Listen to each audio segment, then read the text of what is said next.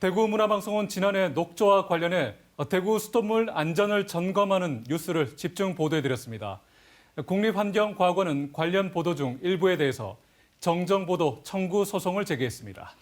그런데 객관적인 사실관계를 바로잡기보다는 정치적 성격이 짙다는 의혹을 받고 있는데요. 그 배경과 쟁점은 무엇인지 신병철 기자가 보도합니다.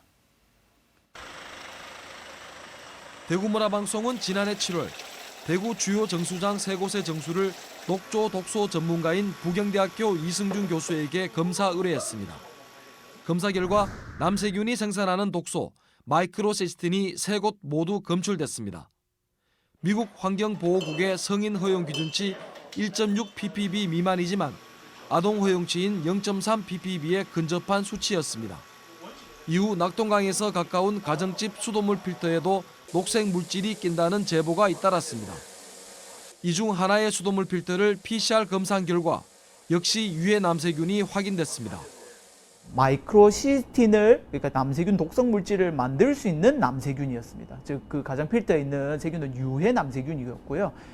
유전자 검사법으로 확인이 되었습니다.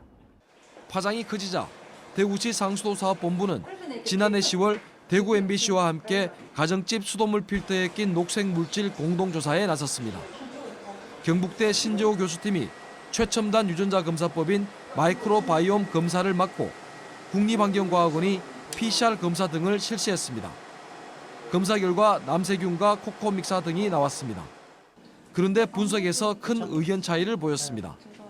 경북대 측은 남세균이 증식한 것으로 봤지만 국립환경과학원 측은 남세균 DNA만 확인되었지 살아있는 남세균이라는 증거는 없다고 주장한 겁니다.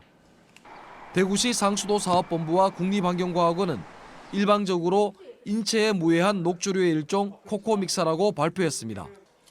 이후 대구문화방송은 코코믹사뿐 아니라 남세균도 나왔다고 보도했습니다.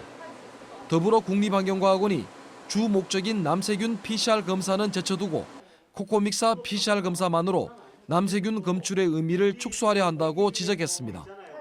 국립환경과학원은 이 보도를 문제 삼아 대구지법에 정정보도 청구 소송을 제기했습니다. 국립환경과학원은 남세균과 남세균 DNA는 명백하게 다르다며 허위 사실 보도라고 주장합니다.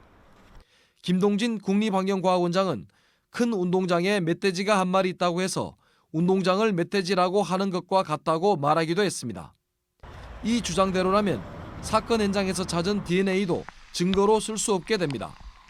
PCR 검사로 DNA를 증폭해 특정 생명체를 확인하는데 DNA만으로 범인을 특정하거나 친자 확인도 해서는 안 된다는 논리가 되기 때문입니다.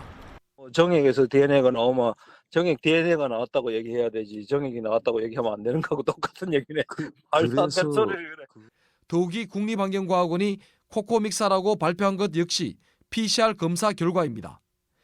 남세균 검출을 부정하는 논리대로라면 코코믹사 DNA가 나왔다고 발표해야 하는데도 모순된 주장을 하는 것입니다.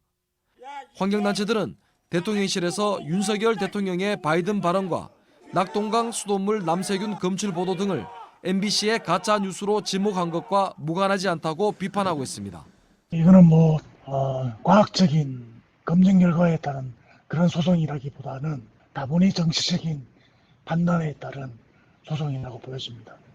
녹조 관련 대구 MBC 보도를 괴담이라고 깎아내리고 오보까지 낸 조선일보 기자가 대통령 표창을 받아 환경단체들로부터 반발을 사고 있습니다. MBC 뉴스 신병철입니다.